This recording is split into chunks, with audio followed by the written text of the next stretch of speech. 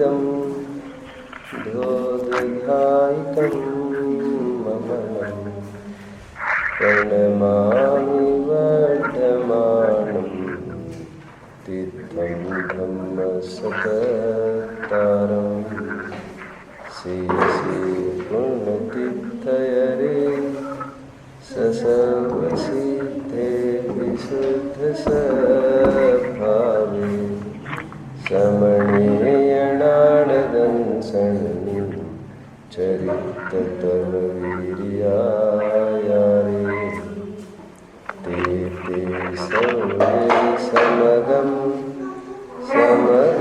पत्तेगमेव पत्तेगं वन्दामि यवर्तन्ते अर्हन्ते मानुषे कीर्ते किच्चा अर्हन्तानं सिद्धाणं तः नमो गणहारणम् अजामयोगानं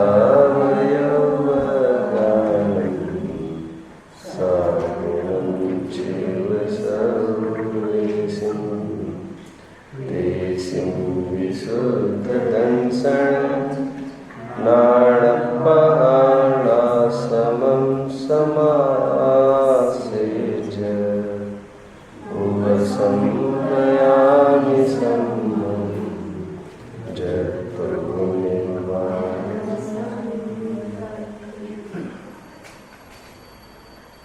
शुद्धोपयोग से बाहर आई हुई आत्मा की परिणति मानो विष हलाहल का सेवन करती है। इसलिए 6वें गुणस्थान में आए हुए मुनिराज भी ये चाहते हैं कि मैं इस दलदल से बाहर निकलकर जिसकी मैंने प्रतिज्ञा की थी उस प्रतिज्ञा का निर्वाह करते हुए मैं शुद्धोपयोग को प्राप्त होता हूँ। मुनि दीक्षा धारण करते समय मैं कितने ग्रंथ लिखूँगा इसकी प्रतिज्ञा मैंने कहाँ की थी। मैं कितने जैन बनाऊँगा ये तो प्रतिज्ञा ही नहीं थी। कितने लोग जुड़ेंगे, कितने जन सुनेंगे, ये तो मेरा लक्ष्य ही नहीं था। ओह, मैं लक्ष्य विमुख हो गया हूँ। मैंने एक ही प्रतिज्ञा की थी, शुद्धोपयोग की। शुद्धोपयोग से च्युत होना, आचार्य परमेष्टि को, पंच परमेष्टि को दिए हुए वचन का निर्वाह न करना है। मैं तो अपने शुद्धोपयोग की प्राप्ति करता हूँ। ऐसी प्रतिज्ञा करने के उपरांत शुद्धोपयोग से फिर बाहर आए हैं। चाहते नहीं है बाहर आना, लेकिन ये डुबकी लगा के फिर आ गए हैं और फिर तैयार आगे की गाथा लिखने के लिए। मैंने कल कहा था निरंतर रिपीटेटिवली मिस्टेक्स कर रहे हैं। लोक में तो एक कहावत भी है कि it's not bad to commit the mistakes but it's very bad to repeat the mistakes. गलतियों को दोहराना नहीं चाहिए।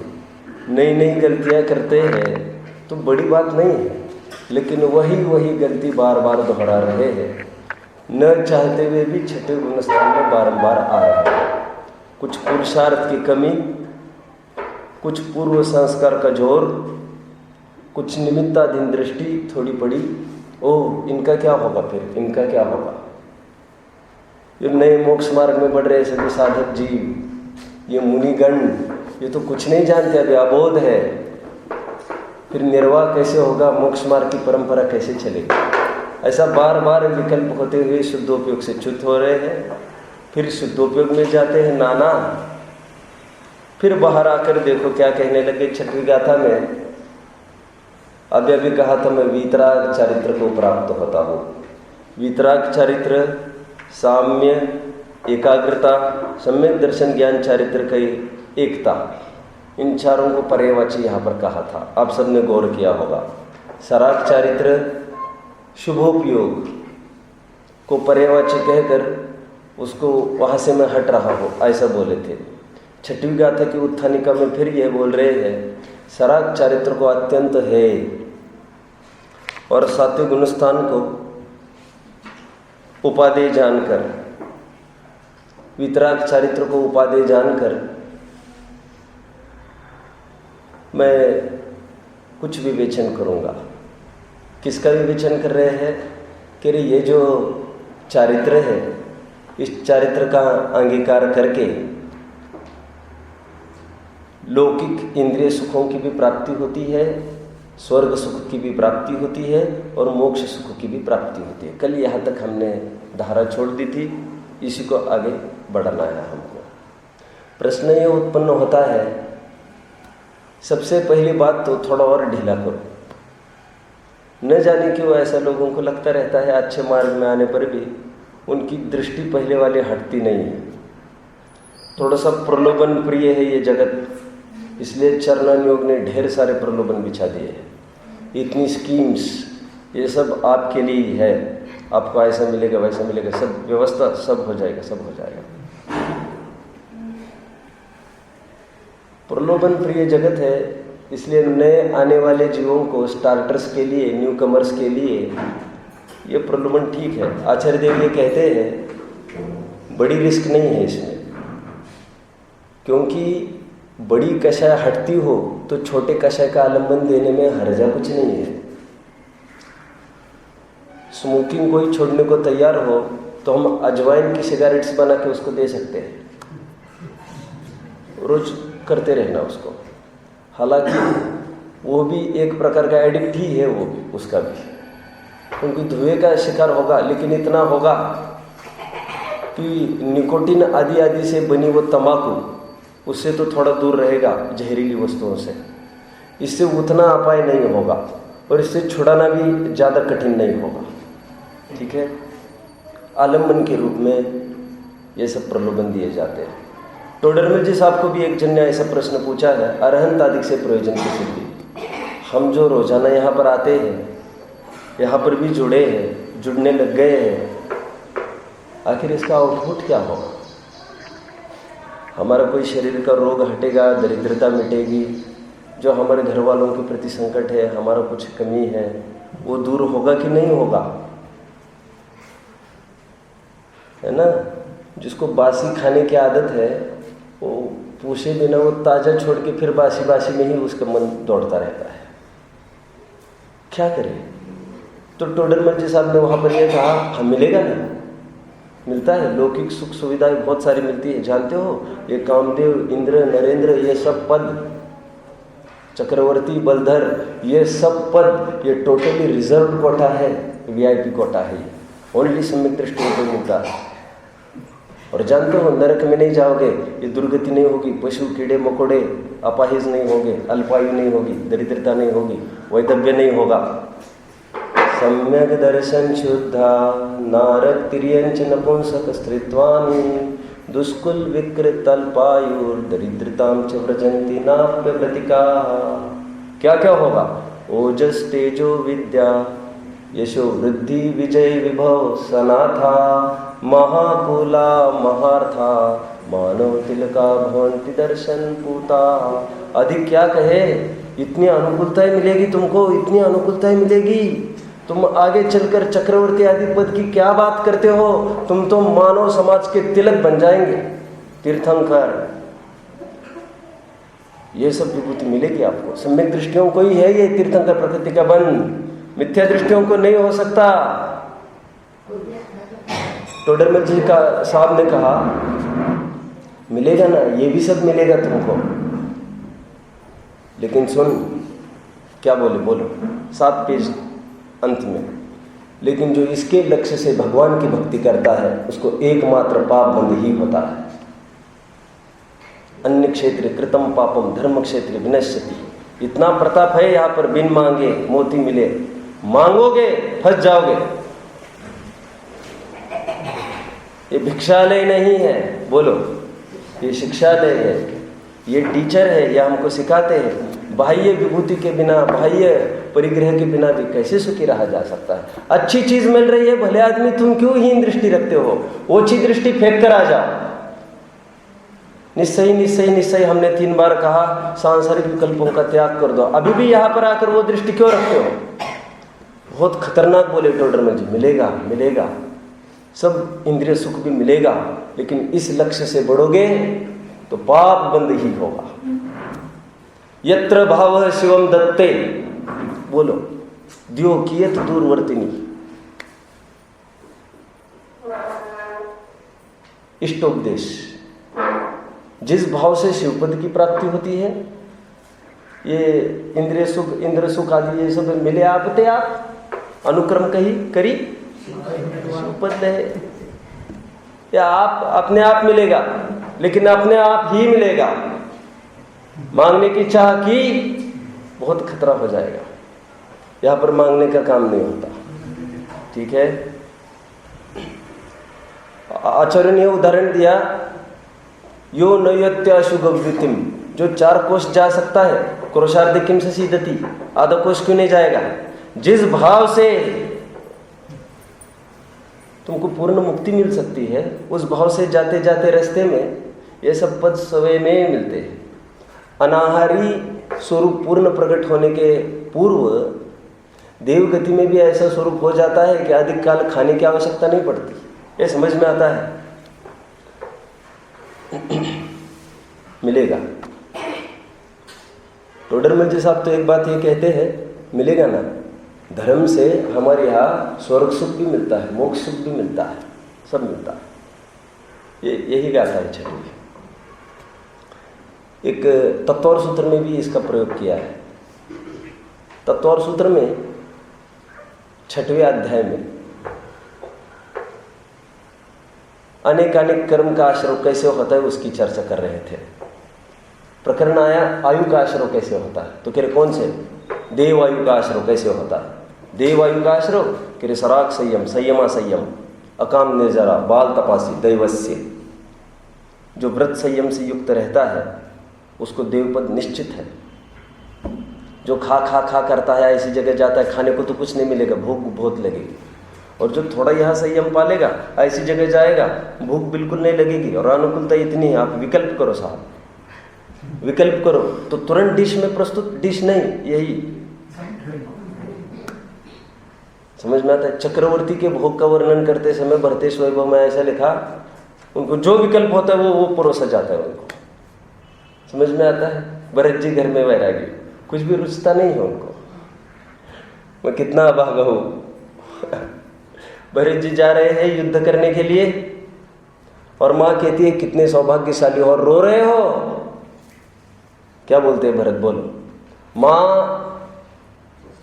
चक्रवर्तीत्व ये भरत का, बोलो, गौरव नहीं, मजबूरी है, मजबूरी। कैसे माथे पड़ गए हैं, अब सब जगह जाना पड़ेगा, विचरण करना पड़ेगा। बिल्कुल मायूसी छाती है उनके जीवन में। उनको स्वयं के लिए समय चाहिए, जहाँ पर स्वयं के लिए समय नहीं हो। अब भी एक जना के साथ आ रहा था तो वो बोला कि मैं घर पर रसोई बना लेता हूँ, पत्नी से दूर रहता हूँ। कल मैंने बात कही थी ना, बीवी बच्चे से दूर रहकर साल भर यही नौकरी कर रहा है, स्वयं हाथ से रसोई बनाता है। मैंने कहा आलस नहीं आता? 2 बार अलग अलग से करते हो? हाँ, बिल्कुल आलस नहीं आता। फिर तो और बोलने लगा, मैं ये भी बनाता हूँ, वो भी बनाता हूँ, अकेले के रसे के लिए। तो वो बोला, जब हम सेठ की नौकरी 12 घंटे कर सकते हैं, हम स्वयं के लिए 2 घंटे नहीं दे सकते? हम पेट को भूखा मारेंगे? 2 टाइम बढ़िया, बहुत अच्छा आइटम, बहुत अच्छी रसोई बना लेता हूँ। दूसरों के लिए इतना कुछ, अपने लिए कुछ भी नहीं। तेरे व्रत तप को जो पालन करेगा उसको देवायु का आश्रय होगा। तेरे और कैसे होता है देवायु का आश्रय? 21वां सूत्र, सम्यक्त्वंच। सम्यक तो सभी हो जाता है देवायु का बंध। जितनी भी सम्यक दृष्टि है सबको देवायु का ही बंध होता है। प्रथम नरक भू षडभु ज्योतिषवान भवन षण नारी थावर विकल त्रय पशु में नहीं उपजत सम्यक धारी।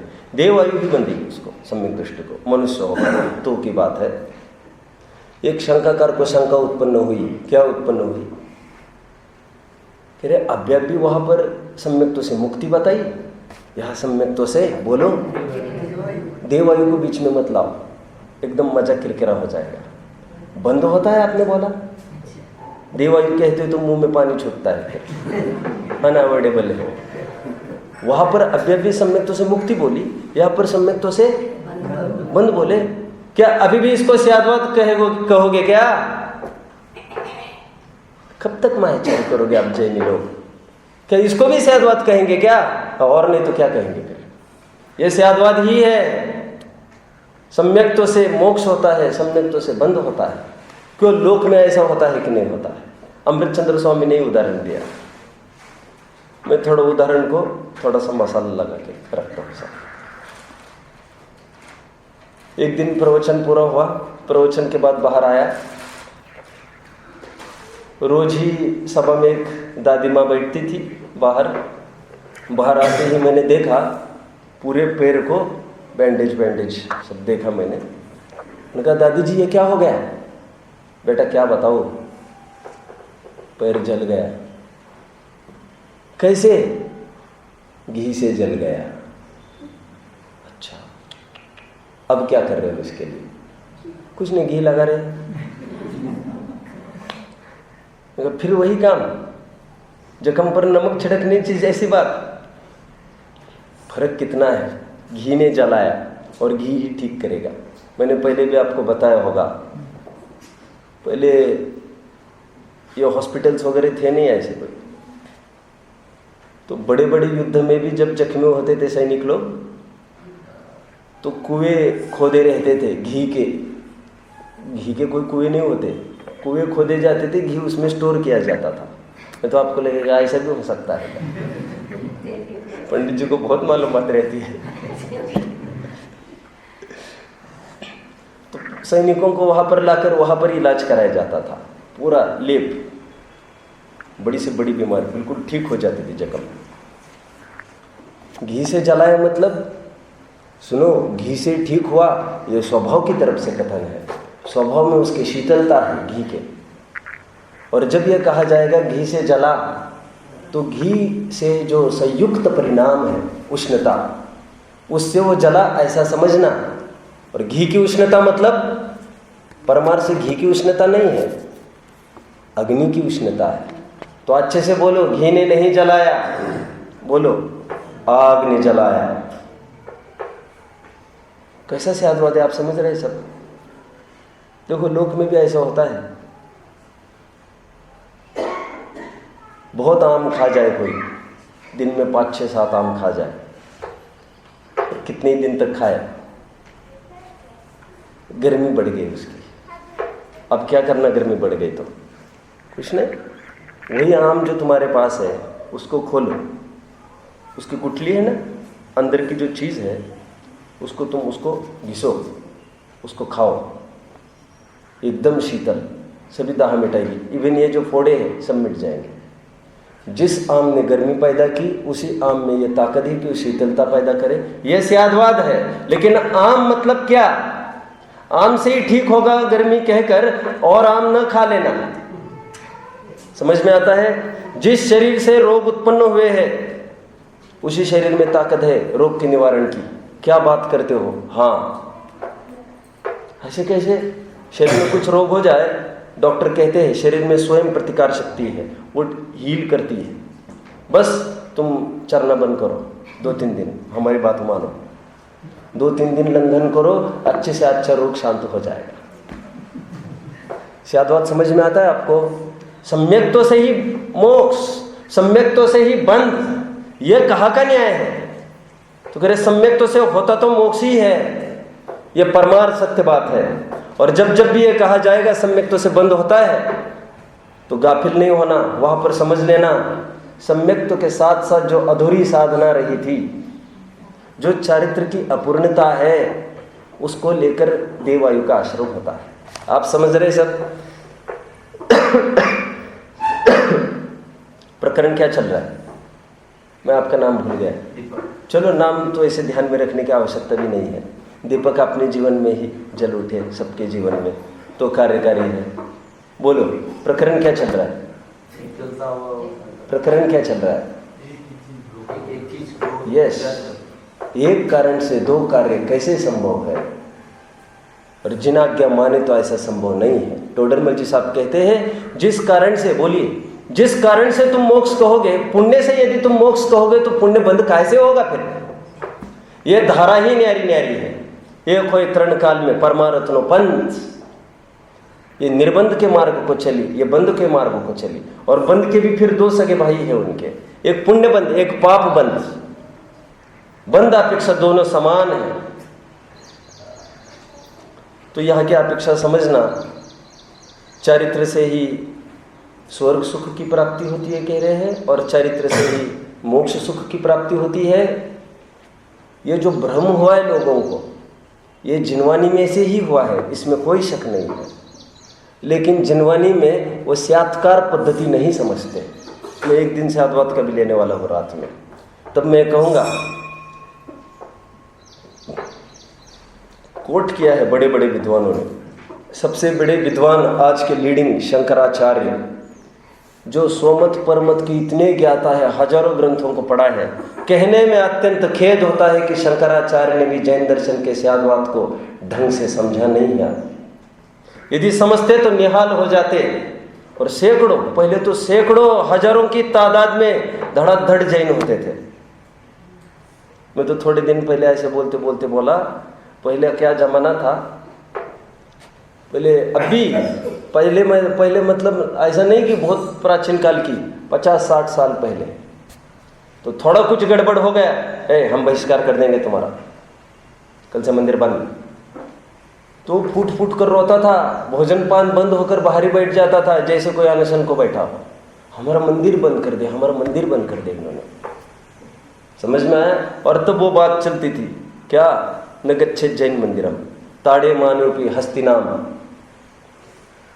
हाथी के पैर के नीचे कुछ ले जाना, जैन मंदिर में नहीं जाना, ऐसे सब जगह प्रसिद्धि थी अजैनियों में। जैन मंदिर में नहीं जाना बाबा, जो भी एक बार जैन मंदिर में जाता है वो जैन होकर ही बाहर निकलता है। समझ में आता है? हस्तिनो ताड़े मानोपी न गच्छेत जैन मंदिरम, जैन मंदिर में बिल्कुल नहीं जाना। एक काल तो वो था, एक काल ये है। मंदिर बिल्कुल साफ है। आज कहना पड़ता भैया मंदिर आया करो, आया करो, आया करो।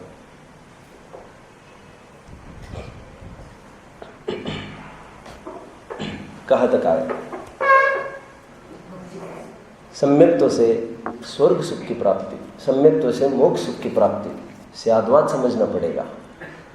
शंकराचार्य ने क्या बोला मालूम? शंकराचार्य कहते हैं अवक्तव्य कह रहे हैं। वस्तु को क्या बोल रही है? अवक्तव्य बोल रहे और बोलते जा रहे हैं, परस्पर विरोध है। अरे अस्ति नास्ति ये क्या है? सब ये वक्तव्य नहीं है क्या? इसलिए जिन्होंने जैन धर्म का विरोध किया, नातः स्वपर वैरिषु, हम क्या कर सकते? उसने स्वयं का ही विरोध किया है। आप्ताभिमान दग्धानाम, हमारा महंतपना बना रहे, ऐसे अभिमान से दग्ध होकर तुमने क्या किया मालूम? थोड़े से बड़प्पन के लोग में, यही लोग की प्रशंसा में तूने अपने ही पैर पर कुठाराघात किया। नाथ स्व पर वैरिषु, वे स्व के भी बैरी है, पर के भी बैरी है। समझ में आता है? सातवीं गाथा चलेगी। मैंने तो ये कहा, इतना ही समझाया कि यहाँ पर स्याद्वाद समझना कितना जरूरी है, क्योंकि आचरण ही ऐसा लिखा। सम्यक्त्व से स्वर्ग सुख और मोक्ष। कभी सम्यक्त्व से स्वर्ग सुख कहते हैं और कभी शुभ भाव से मोक्ष कहते हैं। दोनों की अपेक्षा समझनी पड़ेगी आपको। ना शुभ भाव से मोक्ष हुआ है आज तक किसी को। मुनिवृद्धार अनंत बार ग्रीव उपजायो, समझ में आया? और ना सम्यक्त्व से बंद होता है किसी को। अपेक्षा का कितना कथन है। जैन दर्शन को समझना, अपेक्षाओं को समझना, नए विवक्षाओं को जो समझा वो संपूर्ण जैन दर्शन को समझ गया। ठीक है? इसलिए ऐसा लिखा अमृतचंद्र स्वामी ने। क्या लिखा? प्रबुद्ध नए चक्र संचार। क्या बोलो पूरी बात को? अत्यंत निश्चित धारम जिनवरस्य नए चक्रम। क्या लिखा? जिनेन्द्र परमात्मा का जो नए चक्र है इतनी कर्री धार वाला है, थोड़ी गड़बड़ होगी ना, दूसरों की गर्दन उड़ने के पहले तुम्हारी गर्दन उड़ जाएगी। तलवार ध्यान से हैंडल करना, मस्ती में नहीं नाचना। ये बहुत पावरफुल वेपन है। शादवाद और हानि कर सकता है, आपकी जीवन शिथिल हो सकता है। आत्मा ही तो जानना था ना, हो गए शिथिल शिथिल शिथिल शिथिल। ठीक है, टोडरमल जी साहब ने कितने आड़े हाथ लिया।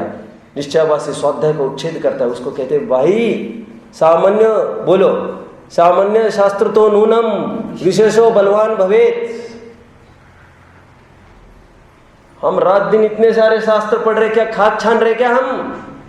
और रहस्यपूर्ण चिट्ठी में कहते हैं और कोई नया ग्रंथ मिला हो हमको बताना, हमको चाहिए, हमको पढ़ना है। सातवीं गाथा चलेगी, बहुत प्रसिद्ध गाथा है, प्यारी सुंदर गाथा है, थोड़ी विवादग्रस्त भी है। चारितम खलु धम्मो धम्मो जो सो समोतिनी तीर्थो मोह खोह विहीनो परिणामो अपनो समो। ये आ गई हमारी गाथा। ऐसा लोग कहते हैं, कहते चारितम खलु धम्मो, ये आ गया हमारा सिक्का। चारित्र, तुम क्यों कॉलर ऊंची कर रहे? जिनको करनी चाहिए उनके पास कॉलर ही नहीं है, कपड़े ही नहीं है उनके, तुम क्यों फ्री पॉकेट में कॉलर ऊंचे कर रहे हो? दिगंबर तो वे है, हम तो दिगंबर के अनुयायी है। इस न्याय से दिगंबर है, कायदे से तो हम भी श्वेतंबर ही है। ए भैया, समझ में आता है? दिगंबर तो वे है, हम तो दिगंबर के अनुयायी हैं। तो प्रचलन चल पड़ा है ये दिगंबर संप्रदाय वाले, तुम क्यों करते रहते हो फिजूल में? चारितम खलु धम्मो, वे लोग ये कहते हैं कि चारित्र वास्तव में धर्म है। फिर वे कहते हैं वे लोग, अब वे मतलब मैं ज्यादा नहीं कुछ बोलना चाहता। चारित्र, एक जन कोई मुनि होकर दिखाओ, एक जन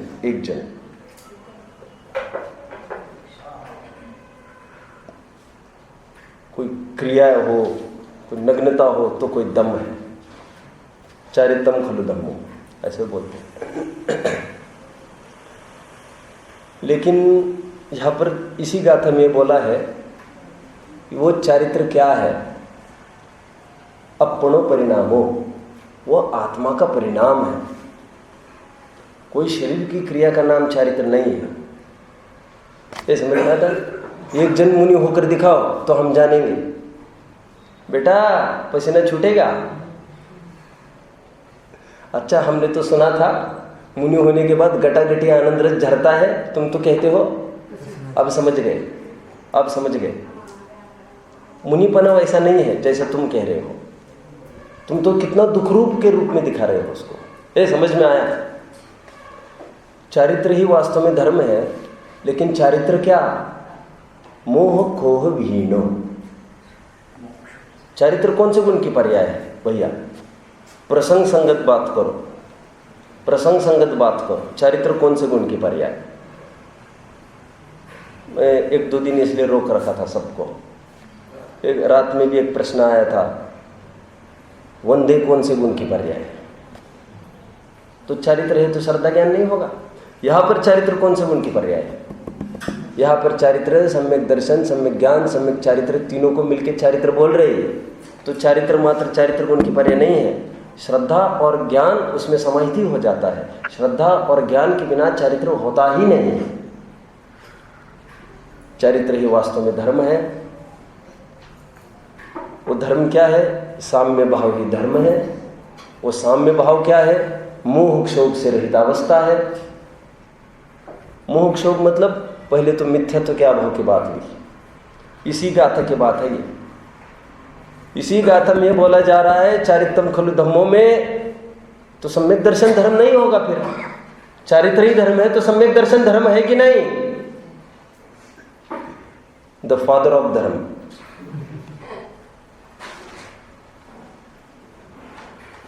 बोलना अच्छा नहीं लगता ना, बाप है ऐसा कहना, इसलिए मैंने अच्छी भाषा में बोला।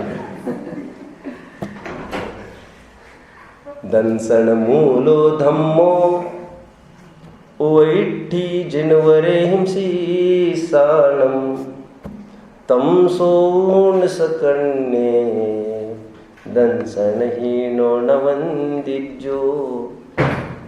ध्यान रखना, सम्यक दर्शन ये धर्म का मूल है।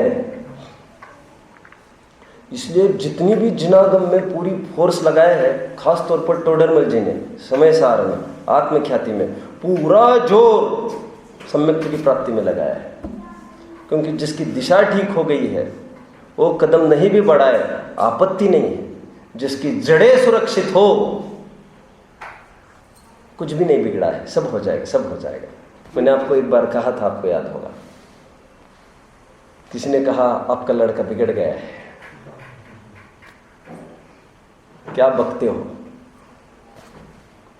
मां कसम बिगड़ गया है। विश्वास नहीं हो रहा है आपको? चलो दिखाता हूं। देखो दूर वहां पर दिखाई दे रहा है, रोड के उस तरफ ऊपर क्या लिखा है? बोर्ड पढ़ो, बार, बियर बार। वो सीधा टेबल नंबर 3 देखो, वो कौन दिख रहा है? बैठा वाला है तो अच्छे से बोलो, अच्छे से देखो, ये लो लेंस लो, देखो अच्छे से। ये तो दिख तो मेरे लड़के सा रहा है, लड़के सा, लड़के जैसा। हम यही कह रहे आपका लड़का बिगड़ गया है। ए जबान संभल के बात करो, बिगड़ा होगा तू, मेरा लड़का कभी नहीं बिगड़ सकता। अरे अभी भी गजब करते हो आप। अरे वहां पर बैठ गया मतलब क्या हो गया? वहां पर बैठ के दूध नहीं पी सकता क्या? ये तो लोक में फालतू में भ्रम खड़ा कर दिया है। क्या? शराब कलारन हाथ लखी, नहीं सॉरी, दूध कलारन हाथ लखी, शराब समझे हर कोई। इतना तो पकड़ में आ ही रहा होगा। कलारन कदाचित बाय चांस दूध भी लेके जा रहे हो, लोगों को लगता है शराब लेके जा रहे हो। क्यों भाई, हम दूध नहीं पी सकते क्या? वो वैसे नहीं बैठ सकता क्या? कोई प्रसंग पड़ा होगा, समझना पड़ता है। चलो पास में चलते हैं, चलो। ये बिल्कुल होटल सामने, कितना स्पष्ट दिखाई दे रहा है। बोतल है, उसका दाया हाथ दिख रहा है आपको? दिख रहा है। उसके दाया हाथ में क्या है जरा बताना? हाँ है तो ग्लास। ग्लास में क्या है बताना? वो दूध सरी का हमको दिखता भी नहीं, वैसे आपको क्या दिख रहा है? हमको भी दिख तो शराब ही रही है। बिगड़ गया है साहब आपका लड़का। ए जवान संभाल के बात करना साहब। अब क्या रहा? अरे पकड़ी होगी, उससे क्या होता है? कभी पिलानी पड़ती है, कहीं बिजनेस है, कोई बातें हैं। खबरदार जो मेरे लड़के को बिगड़ा कहा। सब अब क्या चाहते हो? आप देखना है, चलो अंदर। पिता जाकर खड़ा हुआ लड़के के सामने। जैसे लड़के के सामने खड़ा हुआ, लड़का एकदम खड़ा हुआ, पापा जी पापा जी, छुपाने लग गया ग्लास। ऐसे तो बोलेगा नहीं, भारतीय संस्कृति का है, शेयरिंग की तो बात नहीं कर सकता। तो एकदम, तो बेटा सुनना, वो आज मैं जा रहा हूँ कहीं बाहर, दुकान में थोड़ा जल्दी आना है। ठीक है पिताजी, ठीक है ठीक है, बिल्कुल आप भी पहुँच रहा हूँ, बाहर निकले। मैंने कहा ना मेरा लड़का बिगड़ा नहीं है, अभी भी सुधार की गुंजाइश है उसमें, अभी भी बिगड़ा नहीं देख रहे उसको। ये बचा है तो अभी बहुत सेफ है। ये समझ में आता है? जिस दिन ये होगा हमारे सामने पिएगा, तब हम भी बोलेंगे बिगड़ गया है। अभी कुछ नहीं बिगड़ा है। यदि जड़ सुरक्षित है, जह मूलम विनट्ठे, यदि मूल नष्ट हो जाए तो सब कुछ नष्ट होगा। यदि मूल मजबूत है, कुछ नहीं बिगड़ा है। चारित्रम खलु धम्मो, लोक में चारित्र को धर्म इसलिए कहते हैं क्योंकि वह दिखता है। एक क्या बोला? सम्यक दर्शन दिखता नहीं है किसी का, सम्यक ज्ञान दिखता नहीं है। दिखता भी चारित्र गुण की अभिव्यक्ति है। चारित्र वो पर्याय भी नहीं दिखनी। सब समझो, सब समझने का प्रयास करो। अभी भी अच्छे सब प्रकरण चलने हैं। स्वरूपाचरण चारित्र कहाँ से? Anuj, where you waiting for this thing? चाह रहे थे क्या? नहीं समझे मेरी बात को? इतना अंग्रेजी तो समझते ही होंगे, बच्चों को पढ़ाते नहीं क्या?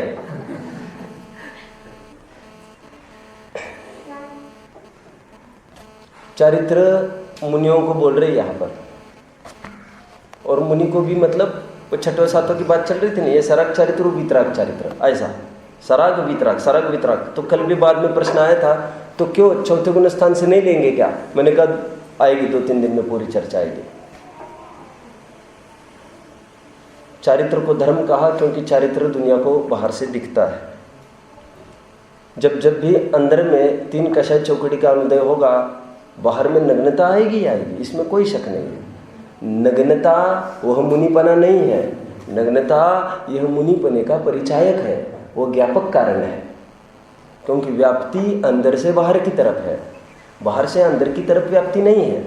जहाँ जहाँ मुनिपना मतलब 3 कषाय चौकड़ी का अभाव, उतनी स्थिरता, वहाँ बाहर में नग्नता होगी ही होगी। और जहाँ जहाँ नग्नता है वहाँ पर अंतरंग का मुनिपना, वैराग्य, वो होगा भी तो नहीं भी होगा। ठीक है, व्याप्ति बाहर की तरफ से है,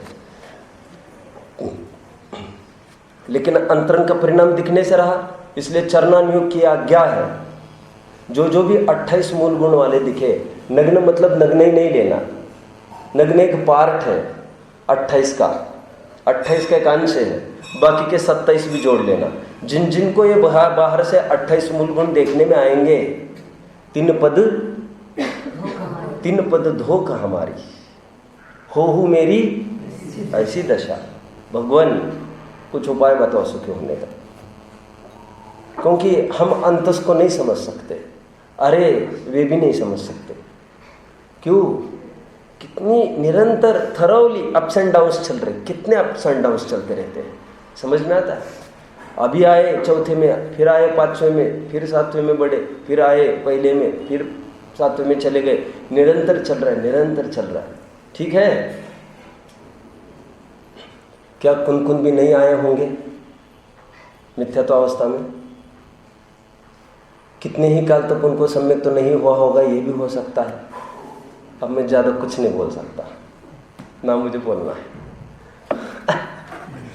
एक बात महत्वपूर्ण मैं सबको बता दूं, आसन्न भव्य यहाँ पर अमृतचंद्र स्वामी ने लिखा। किसको? कुन स्वामी को। क्या आसन्न भव्य है, जिनके संसार का किनारा निकट आ गया है, ऐसा पहला ही बोल डाल दिया।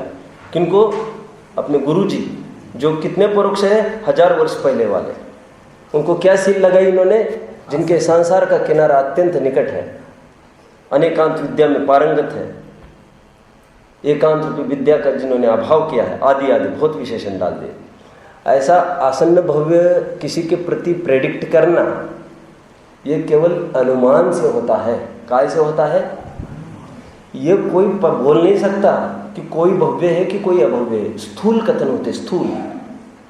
तत्प्रतिप्रति चित्तेन येन वार्तापि ही श्रुता निश्चितं स भवेत् भव्यो भावी निर्वाण भाजनम।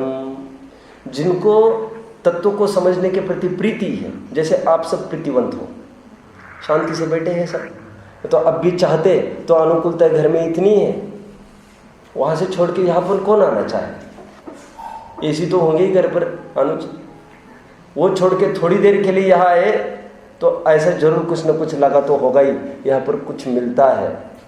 नो गेन्स विदाउट पेन्स, कुछ प्राप्ति करनी है तो कुछ छोड़ना भी पड़ेगा। कुछ, अरे सब कुछ पाना है तो जो कुछ नहीं के बराबर है उसको छोड़ने में क्या आपत्ति है? समझ में आया? तो ये सब आप भव्य ही जीव हो। ये मैंने पद्मनंदी पंचविंशतिका का आधार लेके बात की है। प्रामाणिकीकरण मैंने नहीं किया है आपकी भव्यता का, ये पद्मनंदी की मैंने गाथा पढ़कर सुनाई है। मैंने तो फॉर्मूला लागू किया है, बस फॉर्मूला उन्होंने सेट किया है, उनको जाके पकड़ना। मैंने तो सेट करके दिखाया, हम सब भव्य हैं। तोडरमल जी साहब रहस्यपूर्ण चिट्ठी में कहते हैं, अरे भाई जो ये आत्मा की अध्यात्म की बात सुनता भी है तो भव्य है, और जो बात करता है उसका तो कहना ही क्या। याद आ रहा है प्रकरण रहस्यपूर्ण चिट्ठी का? जो सुनता है उसको भी भव्य के खाते में डाल रहे, और जो प्रश्न करता हो, पूछता हो, उसका तो कहना ही क्या कहते हैं। यह सब कथन स्थूल कथन होते हैं। ये भैया, ये तो कुन की वाणी को पढ़ा अमृतचंद्र स्वामी ने, कैसा वर्णन है, कैसा वस्तु स्वरूप का बराबर कथन किया। अच्छा, आचरण में भी ऐसी धुनाई की है, तिल तुष मात्रम न घेदी हत्तेसु। तिल तुष मात्र भी यदि परिग्रह ग्रहण करता है मुनि, कितना, तिल तुष मात्र, इतना भी, जाय निगोदम, उसको सीधा लिख दे, निगोद जाएगा। जो लौकिक संपर्क करता है वो मुनि नहीं, वो लौकिक है। मुनि नाम अलौकिक वृत्ति। जैसे जन, अरे वे भी तो आदमी है, वे भी तो आदमी है, मूर्ख हो तुम, वे आदमी नहीं है। अरे कैसी बात करते हो, वे क्या बात करते हो, जंगल में कैसे रहेंगे मुनि, कैसे, वे भी तो अपने शरीर के ही है, अपने शरीर के आदमी है, वे घर में नहीं रहेंगे। घर में मतलब धर्मशाला में, क्या आपत्ति, अपने शरीर के ही, वे भी अपने शरीर के नहीं है ना, इसलिए तो बोल रहे हैं। क्या बोला अमृतचंद्र स्वामी ने, बोलो, मुनि नाम अलौकिक वृत्ति। जैसा लौकिक प्रवृत्ति होती है वैसी मुनियों की नहीं होती है, सब अटपटा चलता है उनका। हमको यहाँ सुख कर लगता है, उनको वहाँ सुख कर लगता है। खतरों में हाथ डाल रहे हैं सब जगह, बर्फ झेल रहे हैं, सब सब सब प्रकार की प्रतिकूल परिस्थितियां झेल रहे हैं। समझ में आता है? उनको तो शरीर एकदम ही परत्व स्थापित हो गया है, गात्र मात्र परिग्रह बस की नहीं थी उसको छोड़ने की, इसलिए वो पीछे रह गया है। आयु कर्म की बलिहारी है, बस चलता तो वो भी छूट जाता तत्क्षण। समझ में आया? कहाँ तक आया मैं? क्या प्रकरण चल रहा था? क्या सम्यक तो धर्म है कि नहीं? चारित्र को धर्म क्यों बताया जाता है? क्योंकि चारित्र दुनिया को दिखता है, इसलिए उसको धर्म कहा जाता है। सम्यक तो और सम्यक ज्ञान दिखता नहीं है दुनिया को। ओके, मेरा प्रश्न है सिंपल, फिर मैं तुरंत आगे बढ़ूंगा। बीज बोया अंदर, कौन माय का लाल बोल सकता है ये पेड़ है? कोई नहीं बोलेगा। कौन बोलता है? जिसने बोया है कदाचित वो बोले, वो बोले तो भी सब उसको उल्लू समझे कि यहाँ क्या पेड़ है। वो तो जो दुनिया को दिखने लगे तब तो दुनिया उसको पेड़ बोले, लेकिन क्या वो जिसको तुम अभी अंकुर कह रहे हो उसने कब से सफर चालू किया है अपना मालूम? 2 हफ्ते पहले से 2 फीट और कैसी मोटी जमीन उसको भेद था, वो छेद था, वो बराबर अपना सफर तय कर रहा है। तुम उंगली से करके दिखाना 2 हफ्ते में, तुम क्या समझते हो उस पौधे को? कुछ ही नहीं हुआ है। दुनिया को दिखता है ऐसा कुछ नहीं हुआ है। होने के लिए सब हो रहा है, अंदर में काम चल रहा है, वर्क इन प्रोग्रेस। चुपचाप निकलो, काम चल रहा है यहाँ पर। वर्क इन प्रोग्रेस कहते हैं ना, बाजू से निकलना। वर्क यहाँ पर प्रोग्रेस में है, किसका? सम्यक दृष्टि का। उसके जीवन में बाहर से तो कुछ नहीं दिख रहा है। बाहर से तो सब कपड़े पहन रहे हैं, घर में रह रहे हैं, बीवी बच्चों के साथ रह रहे हैं। 10वीं प्रतिमा तक का जीव बीवी बच्चों के साथ रह रहा है, पैंट शर्ट भी पहनता है, इन शर्ट भी करता है, ज़्यादा ही ऐसा भी करके देखा हमने। अरे क्या दम है इसमें। पत्नी के साथ घूमने भी जाते हैं, हमने देखा अपने आंखों से। अरे तुम क्या बात करते हो? हम तो ये कह रहे 4थी प्रतिमा 5वीं प्रतिमा में शादी कर सकता है सज धज के। तुम समझते नहीं हो, काम चालू हो गया है अंदर में। दिख क्यों नहीं रहा, दिख क्यों नहीं रहा? अरे दिखने के लिए बस की है क्या दिखने की? वो पौधा दिख रहा है क्या? काम चालू हो गया है। क्या चालू हुआ है? श्रद्धान का चालू हो गया अंदर में, वो रस्सा कस्सी चालू हो गई है, वो खींच रही है परिणति उसको, कहाँ दलदल में फंस रहा है। हम कह रहे हैं चलो उसको समझाइए, इतना तुम पढ़ लिखे हो, तुम समझते नहीं हो। वो कहते तुम जितना समझा रहे हो मेरा मन उससे दुगना समझा रहा है अंदर से। वो समझाते हुए भी मैं ठिकाने नहीं आ रहा हूँ, तुम्हारा क्या काम पड़ेगा इसमें? समझ में आ रहा है लो? इसलिए मैं कहता हूँ, मैं तो थोड़ी बुंदेलखंडी सीख गए हो अभी, वैसे हिंदी मेरी भाषा है नहीं मूल की, मैं तो माझा महाराष्ट्र।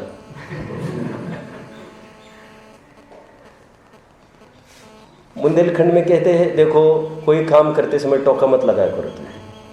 यहाँ पर भी कहते हैं क्या तुम लोग? टोका नहीं लगाना, टोका नाट नाही लावायची कुठल्याही कामाला। टोका क्यों लगा दिया तुमने? सब काम बिगड़ जाता है मेरा। फिर सम्यक दृष्टि हर एक एक्टिविटी करते समय अंदर में टोका लगता ही है उसको, ये तो क्या कर रहा है, फिजूल में उलझ रही है। अब तुम क्या सोच रहे हो, नहीं मैं दुकान नया सेटअप करूँगा, जो है उसको छोड़ने की बात है। सर्वसंग परित्याग का उपदेश है। अभी तो शादी वालों को भी छोड़ने का उपदेश दे रहे हो, और तू क्या नई शादी करने का सोच रहा था? और तू कह रहे जितने बाल बच्चे हैं उनसे विरक्त होने की बात कर, और एक हाथ बच्चा चाहिए, और कहाँ बात लेके आए तुम्हें? जैन दर्शन में ये कोई बात नहीं, एक किसी अपेक्षा से है वो बात अलग, अभी उसको खुलासा नहीं। क्या बोल रहा हूं मैं? चारित्र वास्तव में धर्म है, तो सम्यक दर्शन नहीं है क्या? अरे सम्यक दर्शन तो धर्म का मूल है। तो मूल, is it a part of a tree और not? Tell me. When you are asked in the exam to sketch a diagram of a tree, तो what do the teachers expect? वो क्या चाहते हैं तुमसे? A plant can be a plant without a root? मात्र स्टेम, पत्ते, फूल, इतना ही नहीं। वो अच्छा नहीं लगता नीचे का पार्ट, अच्छा लगने की बात नहीं। बायोलॉजी का टीचर होगा तो 10 में से 5 मार्क देगा, हम होंगे तो 0 ही देंगे तुमको। नंसन मूलो धम्मो वाले हैं हम। और सुन, यदि जड़ ही जड़ बना कर बाहर आ जाओ तब भी हम तुमको 9 मार्क दे देंगे। देखता है कौन माए का लाल क्या बोलता है। दिख रहा है सब? वो कितना उल्लू बनाते वे लोग। ये कहते, वो नहीं क्या छोटे पने में वो कहते थे, एक जन ने बहुत अच्छा चित्र बना, कह रहे कहा यहाँ पर गाय दिखने रे, घास चर के चली गई साहब। तो घास तो दिखने, सब चर के चली गई, घास कैसे दिखेगी? तो जब वो इतना उल्लू बना सकता है, तो हम जड़ें दिखा रहे हैं उसको, तो पेड़ भी आएगा कि नहीं आएगा? तुम तुम्हारे अपने पास रखना ये डायग्राम को, 10-10 दिन में देखते रहना। ये बहुत सुंदर गाता है। पीछे कमंडल वो चिन्ह बना लिया लोगों ने, समझ में आ रहा है? दूसरों को अंगूठा दिखाने के लिए, स्वयं को अंगीकार करने के लिए नहीं। और जो सम्यक दृष्टि जीव है उसको निरंतर छटाछटी चलती रहती है। आप सब समझ रहे हो? चाहो तो और एक उदाहरण दूँ, मैं आगे बढ़ूँ, फिर 8वीं गाथा भी आज लेने का भाव है मेरा। शीघ्रता से बढ़ना है, और ये बैच थोड़ा इम्पोर्टेंट चलेगा अभी 4-5 दिन फिर और स्विफ्टली चलेंगे। नाटक चल रहा है, 1 साल से तैयारी चल रही है। श्रेणिक एंड मैना सुंदरी, नहीं कौन, श्रीपाल मैना सुंदरी का नाटक होने जा रहा है। सर्वज्ञ किसका? हाँ ठीक है। साल से ट्रेनिंग चल रही है, चलती रहती, नाटक वाले करते ही रहते ही है। और बहुत बड़ा नाटक है, 3 घंटे का, तो बराबर वो सब चल रहा है। और 1 साल भर फिर सबको बोल दिया गया डोंट मिस। फिर वो डेट, डे, इवनिंग, वो साल भर से चल रहा है, डोंट मिस। वो बोर्ड लगे हैं बड़े बड़े। अभी साल भर इतना हवा हो गया उसका, आज पूरा भर गया। क्या दिखा रही है क्या मालूम आज। तो जैसे वहाँ पर बैठे, 3 से 6 का शो था, ठीक है, 6 से 9 का नहीं रखते अपन, रात्रि में आना जाना का काम नहीं, अंधेरे में गमन नहीं। दौलत राम जी ने रात्रि भोजन त्याग के अंतर्गत रात्रि गमन त्याग का भी प्रकरण लिया है। रात्रि भोजन मतलब रात्रि भोजन ही नहीं होता, ऐसा उन्होंने लिया है। कितना व्यापक है अपना जैन दर्शन। मैंने अभी प्रतिमाओं का चैप्टर लिया, उसमें पूरा खोला है मैंने ये सब। रात में बोलने का भी निषेध किया है उसमें, जिनके रात्रि बोल, कितना व्यापक है अपना जैन दर्शन। समझ में आ रहा है? मतलब रात को कितना खराब माना है। कोई मुंह बंद हो गया, खाने की पुरता नहीं चलेगा, तुम बोलो भी मत, आत्मचिंतन में लगे रहो। और बहुत आवश्यकता पड़े तो तत्व चर्चा थोड़ी बहुत जो हो जाए सो हो जाए। तो पब्लिक सब नाटक देखने आ गई। 3 से 6 का शो रखा है अपन ने। तो पब्लिक आके बैठ गई 2 बजे से। टिकट वसूल करना है भाई सबको। तो फिर 3:10 पहले आके गए, घोषणा करके गए माइक से एक जन, विदिन ए फ्यू मिनट्स आपके सामने पूरा डायलॉग बोलता जा रहा है लोगों की, और बढ़ रहा है।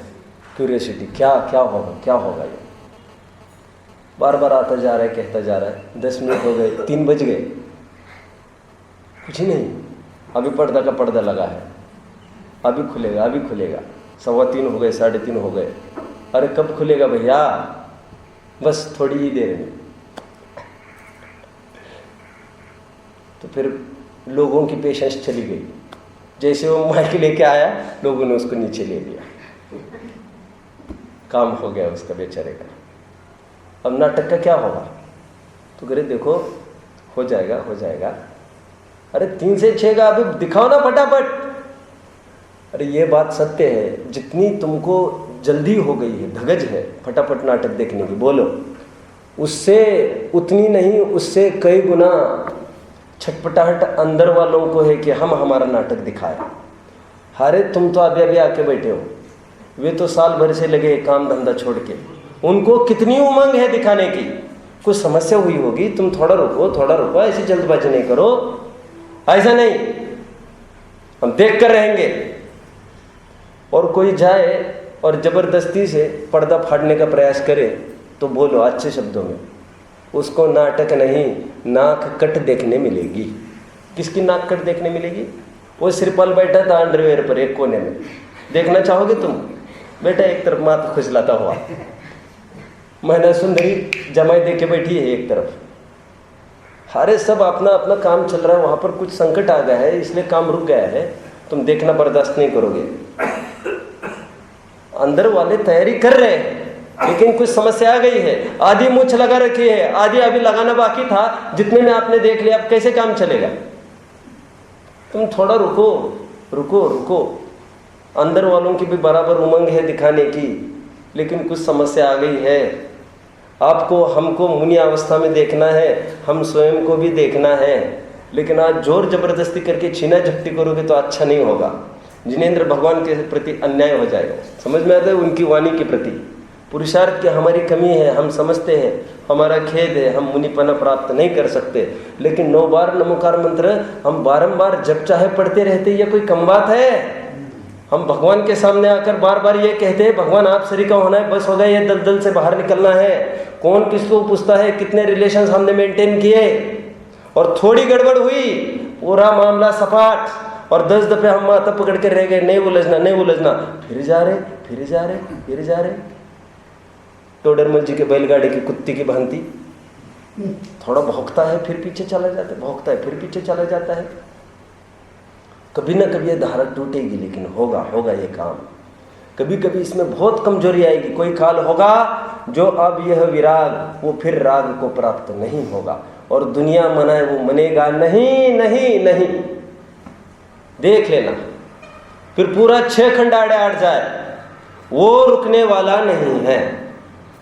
वो भी अवसर की राह देख रहा है, बीच में कितने खून कर रहा है, कितनी शादियां कर रहा है, उसको कोई मतलब नहीं। कितने उसके सामने विरक्त होकर मुनि हो रहे हैं, वो देखता बस सोचता रह जाता है, काश मैं भी इनकी जगह होता। और आज चक्रवर्ती तुम सब कुछ कर सकते हो, ये नहीं कर सकते, बस यही तो दिक्कत है। हम अनुमोदना कर रहे, जय जयकार कर रहे हैं, हम उनको नमन के लिए जंगल में जा रहे हैं उनके। चक्रवर्ती कितना महाकाय पुण्य का उदय, और बस जाकर घुटने टेक कर खड़ा है वहाँ, मुकुट उकुट सब एक तरफ निकाल के, महाराज कुछ संबोधन दे दो। मैंने कहा था ना कल, इस पामर पर कुछ उपकार करो। कौन बोल रहा है? ये चक्रवर्ती बोल रहा है। तो उसकी कहीं ना कहीं टूटेगी, और ये श्रृंखला चल रही है उसकी, चल रही है, चल रही है। वो दुनिया उसको नहीं देख सकती, लेकिन उसको चारित्रवंत नहीं बोला जा सकता, क्योंकि चारित्रवंत बाहर में भेष आना चाहिए वैसा। जादू तो वह है, बोलो, जो सिर पर चढ़कर बोले। सबको कहना पड़े कि हमने प्राप्ति की है, ये नहीं, एक एक जन को लगने लग जाए कि हाँ ये दम है कुछ, तो फिर वो चारित्रपने को प्राप्त होते हैं। दुनिया को दिखना चाहिए। इसलिए मैं हमेशा एक बात कहता हूँ कि चतुर्थ गुण स्थानवर्ती कोई हो, सम्यक दृष्टि, उसको उत्तम ब्रह्मचर्य प्रकट हुआ है कि नहीं हुआ है? प्रकट हुआ कि नहीं उत्तम ब्रह्मचर्य? बोलो। उत्तम क्षमा मार्दो आदि प्रकट हुआ कि नहीं हुआ? अरे बोलो ना। उत्तम ये सूचक काय का है? सम्यक्त्व का सूचक है। तो उतनी मात्रा प्रकट होने पर भी कोई नहीं उसको ब्रह्मचारी कहने वाला है। 96,000 रानियां रखता है और ब्रह्मचारी कहलाएगा, ऐसा कभी संभव नहीं है। और इससे विपरीत मिथ्या दृष्टि हो द्रव्यलिंगी मुनि, उनको तो हम ब्रह्मचारी कहेंगे। समझ रहे सब? चरणान योग में उस पद्धति का अवलंबन किया जाता है जिससे लौकिक हानि ना हो। अंतरंग नहीं देखता टटोल के चरणान योग, ये बहुत अच्छी बात है। चरणान योग को बाहर से मतलब है बाहर का डिसिप्लिन बराबर बना रहे। कल कोई भी नारिया रखकर ब्रह्मचारी स्वयं को घोषित करना चाहे, बिल्कुल नहीं चलेगा काम। कितनी गड़बड़ हो सकती है, वस्तु व्यवस्था में बिल्कुल कोलैप्स हो जाएगा, नहीं चलेगा। यहाँ पर तुम्हारा सम्यक तो हमें महामिथ्या तो चलेगा, तुम बिना नारी के हो, तुमको हम ब्रह्मचारी घोषित करने को तैयार है। अध्यात्म बिल्कुल उल्टी बात करता है। अध्यात्म कहता है खोखलेपन को कोई नहीं पूछता, मत दिखावे में उलझो। ये दोनों की बराबर संधि मिली है। किसी को एक को उखाड़ फेंकोगे तो मोक्ष मार्ग कुंठित हो जाएगा आपका। समझ में आता है? क्रियापाल की क्या सिद्धि हुई तुम्हारी? मुनिव्रत धार अनंत बार। अरे तुमसे अच्छा तो हमारे घर में रहने वाला है। गृहस्थ मोक्ष मार्गस्थो निर्मोह नैव मोहवान अनगारो गृह श्रेयान निर्मोहो मोहिनो मुने। मोही मुनि से निर्मोही श्रावक को उच्च कहा। चरणान्योग के ग्रंथ में कहा, और तो और सम्यक्त की महिमा। ये समझ में आता है? ये 8वीं गाथा सब पढ़ेंगे। परिणमद जैन दवम तक 7वीं तो हो गई। हाँ, तत्कालम तम मयम तिपन्नतम तम हा धम्म परिणदो आदा धम्मो मुने यवो। चारित्र वास्तव में धर्म है। वह चारित्र क्या है? मोह और क्षोभ से रहित परिणति। मोह अर्थात मिथ्यात्व, क्षोभ अर्थात चारित्र मोह। मुनियों के दर्शन मोह और चारित्र मोह दोनों का अभाव हो गया। चारित्र मोह मतलब ये 3 कशा चौकड़ी है। ठीक है? चारित्र की प्रकटता हुई है तो कह रहे सुनो, जो चारित्र प्रकट हुआ है ना, वो जिस जीव को चारित्र प्रकट हुआ है उस समय वह जीव चारित्रमय ही है। अच्छी गाता है, समझनी पड़ेगी आप सबको। तत्कालम तम मयम तिपन्नतम, वह द्रव्य उस पर रूप ही हो गया है।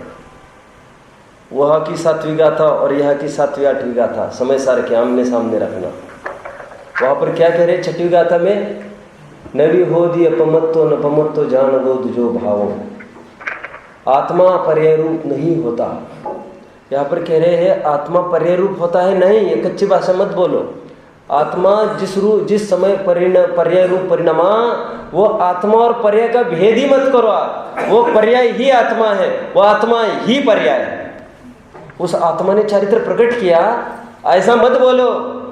वह चारित्र है। हियर गोज द चारित्र। ये समझ में आता है? चलनी है चर्चा आगे। चारित्रवंत जा रहे हैं ऐसा मत बोला करो, चारित्र जा रहा है ऐसा बोला करो। समझ में आया? अभेद का कथन, न धर्मो, धार्मिक के बिना अभेद। यहां पर आगे बात आएगी, वो तो अपने प्रकरण में नहीं आनी, लेकिन 80वीं गाथा के बाद है वो प्रकरण। तेरे धर्म देखना है आपको, तो धर्म वो है। मुनि को दिखा रखा ये है धर्म। जैन धर्म किनको समझना है? हमको समझना है। समझना है, खोलो आंखें, देखो उस तरफ। तो मुनि की तरफ इशारा करके कहा यह है जैन धर्म। तो आप कुछ पढ़ाओ ना, अरे पढ़ो ना। ये जीता जागता बोलता चलता जैन धर्म है। समझ में आता है? ये चलती बोलती फिरती यूनिवर्सिटी है। द्वादशांग इसमें आलोडन किया हुआ है, पूरा लोड। हिंदी में आलोडन, इंग्लिश में लोड कहेंगे उसको।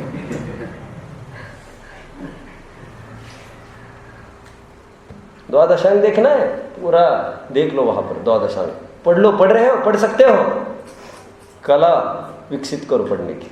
समझ में आता है? बॉडी लैंग्वेज यहां पर दिख रहा है, वितरागता दिख रही है, ये कला विकसित करो देखने की। समझ में आ रहा है?